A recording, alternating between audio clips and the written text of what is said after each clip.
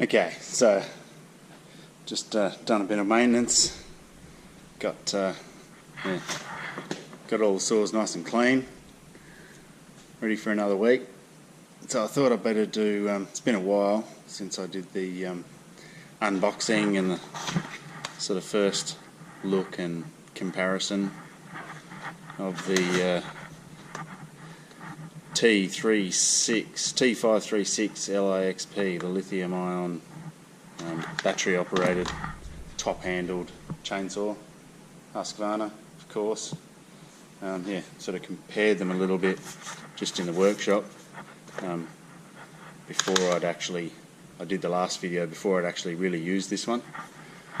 So yeah, just sort of looking at them, compare the battery one to the T540XP from Husky, and then yeah, compare that to my old 200T.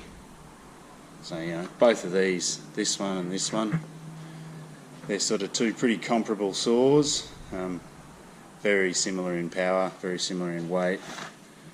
You know, I think I said in the last video that this one's probably, I don't know, could be slightly better than the 540. I think the only difference between these two is that one always started really easy.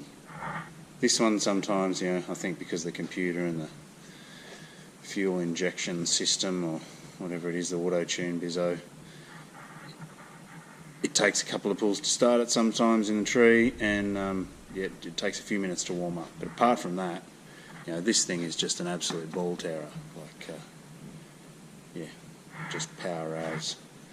In comparison to this, now that I've used it, I've sort of come to the conclusion that I do really love this saw. It's tough. It's so easy. Just what do you do? Press the button down.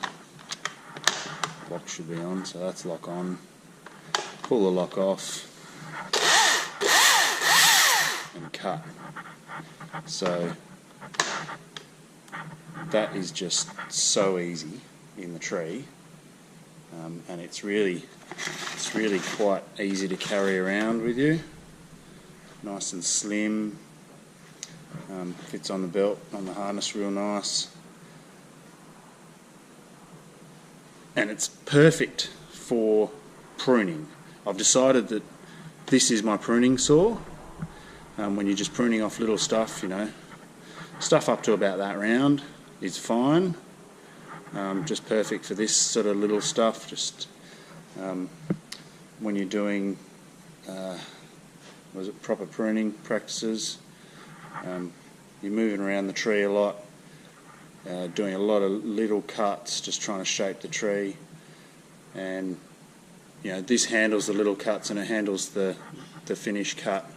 But as soon as you want to hook into something big, especially if you're doing a removal, you'll be very quickly going for this. I think I gave this, I showed Stillmad Arborist, my climber I work with. He's a removal specialist, and he's a big tree removal specialist.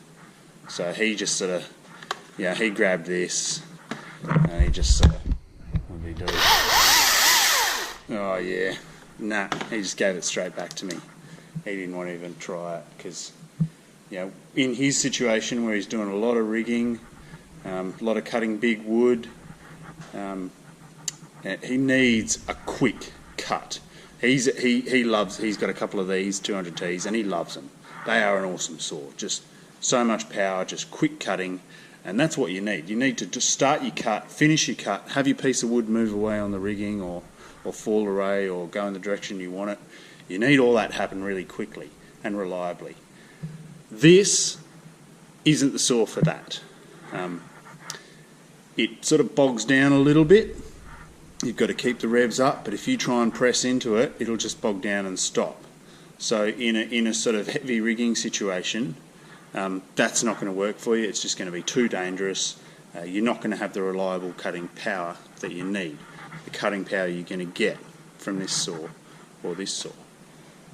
I think, you know, that's the conclusion I've come to, is this is an awesome saw, awesome for pruning, I love it. I do a lot of pruning, like, because I work with Ben a lot. He does a lot of the big removal stuff, and I end up doing the sort of smaller pruning jobs. And yeah, I love this saw. That's the saw that I start the tree with, and then when I start getting into some bigger wood, I sort of call for the 540 and say, boys, send up the 540. I'm ready to cut some decent sized bits of wood. So yeah, don't think you're going to get this and only use this if you want to do removals, because that's just not what it's meant for, I don't think. Just a perfect pruning saw. I'll just give you a little demonstration. This then, button on, break off. That's great, that's easy. Perfectly good saw for light pruning work. But then when you want to hook into some big stuff,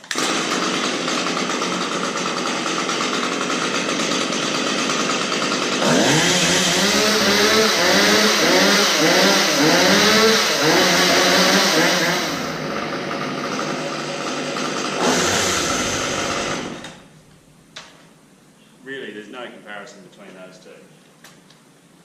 That's just got so much more power. So yeah, that's it. Yeah, battery's awesome. Battery's so easy, so comfortable to use, perfect for little stuff. I've also got the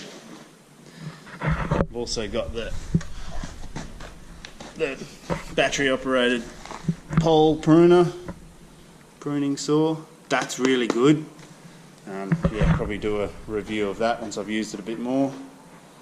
Get the hang of it. But yeah, good reach, really powerful.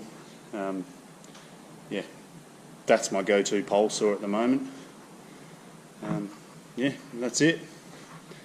What else can I say about the little battery thing? Battery lasts as long as a fuel tank.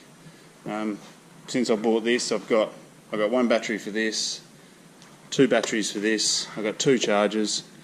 I've got the other charger in my office, and I'll probably figure out some kind of on-site charging system in the future.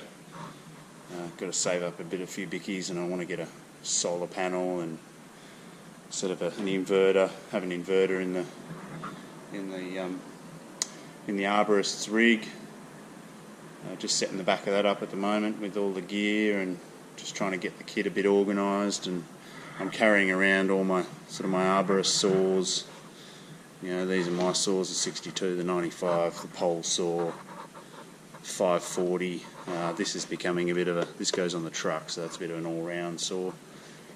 Yeah, so I'll just setting up the arborist rig at the moment. Might do a video about that. All the gear in the back of the arborist rig, but not too sure about that.